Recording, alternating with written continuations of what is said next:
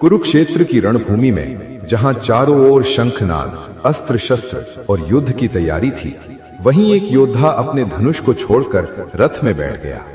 वो योद्धा कोई साधारण व्यक्ति नहीं था, वो थे अर्जुन और उनके सारथी स्वयं भगवान श्री कृष्ण। उसी क्षण भगवान श्री कृष्ण ने जो ज्ञान दिया वही बना भगवद गीता। एक ऐसा ज्ञान जो केवल युद्ध के लिए नहीं बल्कि पूरे जीवन के लिए है। अर्जुन ने कहा, हे कृष्ण, मेरे अपने ही सामने खड़े हैं, गुरु, भाई, मित्र, संबंधी, मैं इन्हें कैसे मारूं? अर्जुन का ये प्रश्न हम सब का प्रश्न है।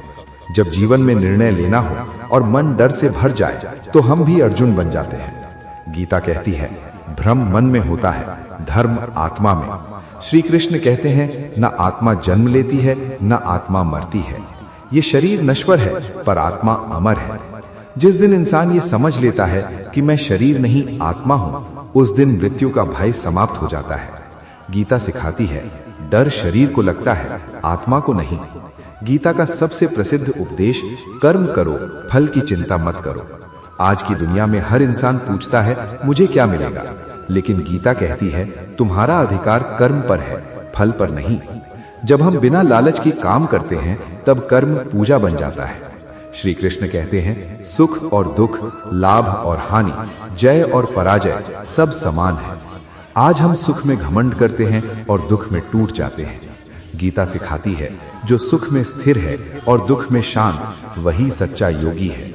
कृष्ण कहते हैं, मन सबसे बड़ा मित्र भी है और सबसे बड़ा शत्रु भी। बाहर का युद्ध आसान है लेकिन भीतर का युद्ध सबसे कठिन। जिसने अपने मन को जीत लिया उसने पूरी दुनिया जीत ली। गीता कहती है, भगवान को बड़े अनुष्ठान नहीं चाहिए। पत्रम पुष्पम फलम तोयम यो में भक्त्या प्रयच्छति। अगर कोई भक्त प्रेम से एक पत्ता भी चढ़ा दे तो भगवान उसे स्वीकार करते हैं। भक्ति दिखावे की नहीं, भाव की होती है। श्री कृष्ण कहते हैं, मैं करता हूं, ये अहंकार है। सब प्रभु की इच्छा है, ये ज्ञान है।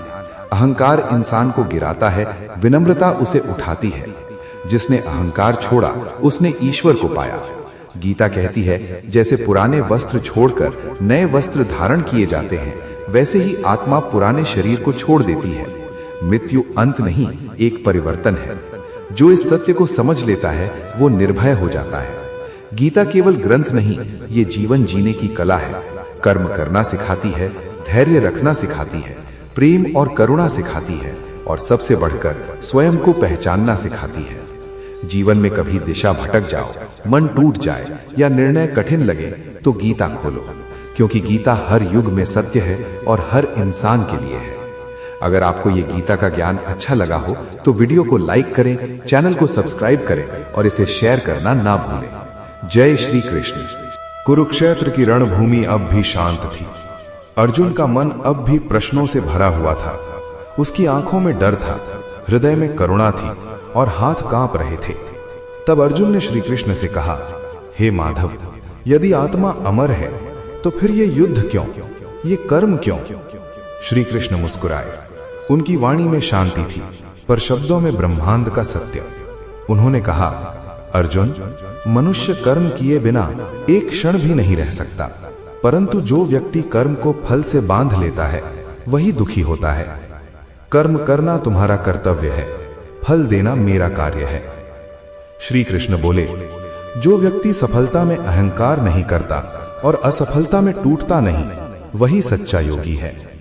जब कर्म पूजा बन जाता है तो जीवन साधना बन जाता है। अर्जुन अब ध्यान से सुन रहा था। उसके भीतर का डर धीरे धीरे पिघल रहा था। अर्जुन ने पूछा, हे केशव, मन बहुत चंचल है, इसे कैसे वश में करें? श्री कृष्ण गंभीर हो गए। उन्होंने कहा, मन अभ्यास से वश में होता है और वैराग्य से स्थिर रहता है। जो मन को नियंत्रित कर ले उसके लिए संसार में कुछ भी असंभव नहीं।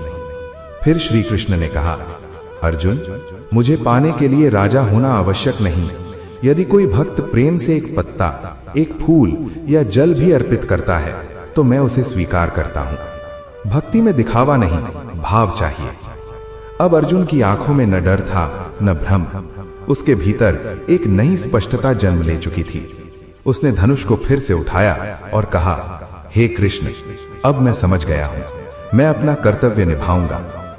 श्रीमद् भागवत गीता हमें सिखाती है, कर्म से भागो मत, मन को साधो, अहंकार छोड़ो और ईश्वर पर भरोसा रखो, क्योंकि जो स्वयं को जान लेता है वो जीवन के हर युद्ध में विजयी होता है।